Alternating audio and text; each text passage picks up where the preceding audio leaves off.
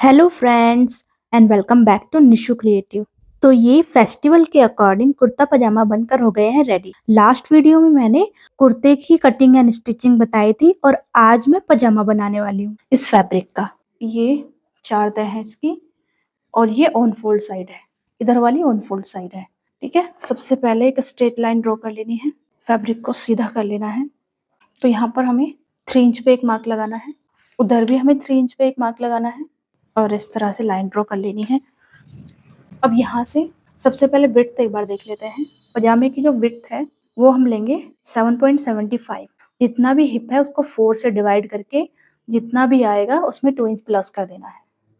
अब इस पोर्शन को छोड़ के 3 इंच वाले को यहाँ से हमें आसन का मार्क करना है। तो आसन का मार्क जितना भी हमने विड्थ लिया है 7.75 उतना ही हम आसन लेंगे। इस तरह से ये हो गया। अब यहाँ पर फिर से एक विड्थ का मार्क लगाएंगे 7.75 और इस लाइन को यहाँ से मिला देना है। अब यहाँ से हमें लेंथ का मार्क करना है। रेडी लेंथ है 24, उसमें हाफ इंच प्लस करेंगे तो ये आ जाएगा 24 एंड हाफ। यहाँ से पहले इस लाइन से इधर 24 एंड हाफ, उधर 24 एंड हाफ और यहाँ पर स्ट्रेट लाइन ड्रॉ कर लेनी है। मोहरी हमें लेनी है 6 इंच, हमारी रेडी रहेगी तो 6 एंड हाफ। अभी क्रॉच लाइन का जो मार्क करना है वो 2 इंच पे करना है। क्रॉच लाइन हमारी 2 इंच रहेगी, ये क्रॉच लाइन होती है तो इसे 2 इंच बाहर जाएंगे। अब जो ये आसन है इसका सेंटर निकाल लेना है। सेंटर निकालने के बाद इसकी शेप ड्रॉ कर लेनी है। अब यहाँ से और जो ये मोहरी का मार्क किया था यहाँ तक, ये इस तरह से ये मार्किंग कंप्लीट हो गई। अब इसकी कटिंग कर देनी है।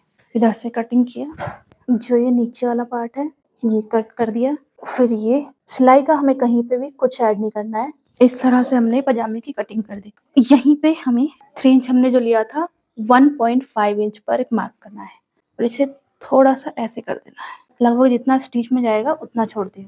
अब ऊपर के 2 पार्ट को उठाना है।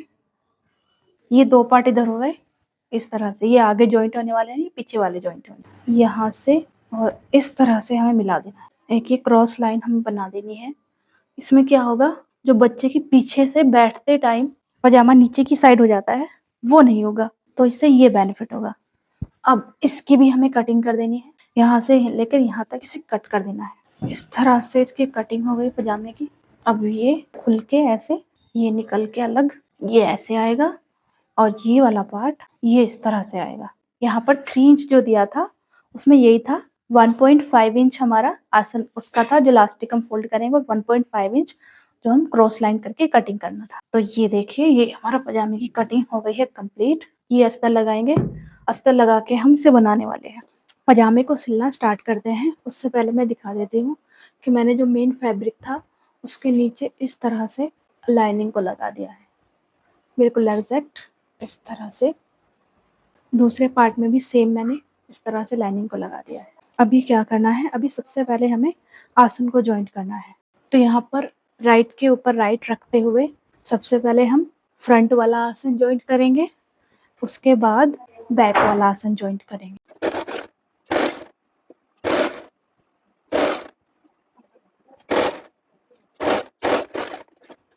तो यहाँ पे देखो फ्रंट और बैक के आसन को मैंने जॉइंट कर लिया है। दोनों साइड के आसन को जॉइंट करने के बाद अभी हमें इलास्टिक लगानी है। तो इलास्टिक लगाने से पहले मैंने क्या किया, देखिए ऊपर के साइड से थोड़ा थोड़ा सा फोल्ड करके और ऐसे सिलाई लगा ली है। थोड़ा सा फोल्ड किया और इस तरह से मैंने इस पे सिलाई लगा ली है। तो यहाँ पर मैंने इलास्टिक को ले लिया है।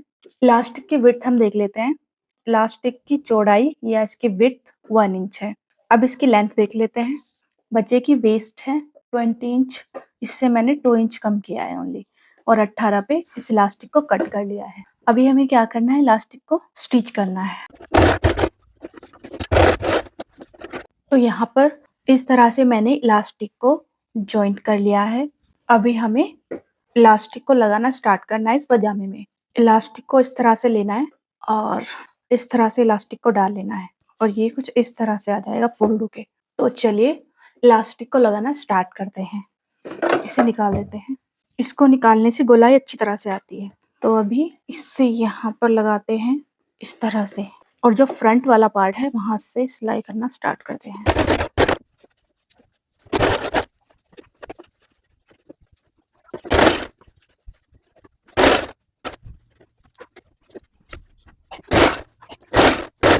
ये देखिए पजामे में इलास्टिक लगकर हो गई है रेडी। अब चाहे तो एक सेंटर में लास्ट सिलाई लगा सकते हैं जिससे कि इसके गैदर इक्वल हो जाए। अब नीचे से हमें मोहरी को फोल्ड करना है। मोहरी की सिलाई अस्तर वाली पैंट में किस तरह से करते हैं ये मैं आपको बताती हूँ। सबसे पहले हम एक मोहरी को लेंगे। अब इसमें क्या हो गया, जो मेन फैब्रिक है वो ऊपर की तरफ है। यहाँ से इसे उठाएंगे इस तरह से उठाते हुए, और ये वाला जो पार्ट है और ये वाला पार्ट भी ऐसे मिला देना है दोनों को। जो अस्तर है, अस्तर को लगभग हाफ इंच से थोड़ा सा कम इतना इतना हमें छोड़ना है और सिलाई लगा देनी है।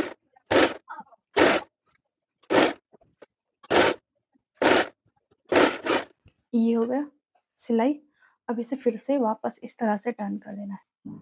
ये हमारा लाइनिंग नीचे की साइड और ये ऊपर की साइड। अब हमें इसमें एक धार स्टिच लगानी है। धार स्टिच लगाने के लिए जो मार्जिन है वो सारा हम लाइनिंग वाले फैब्रिक पे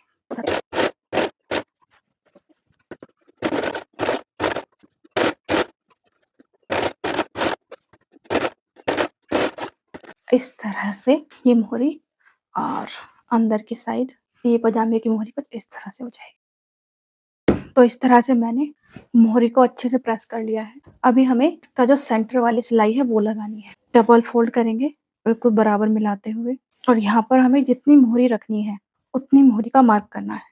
तो यहाँ पर मुझे मोहरी रखनी है 6 इंच और यहाँ से सिलाई करना स्टार्ट करना है।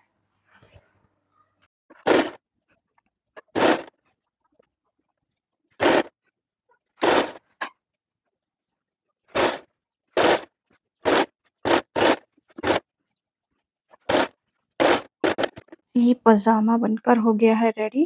अब एक बार इस पे प्रेस कर लेते हैं अच्छी तरीके से।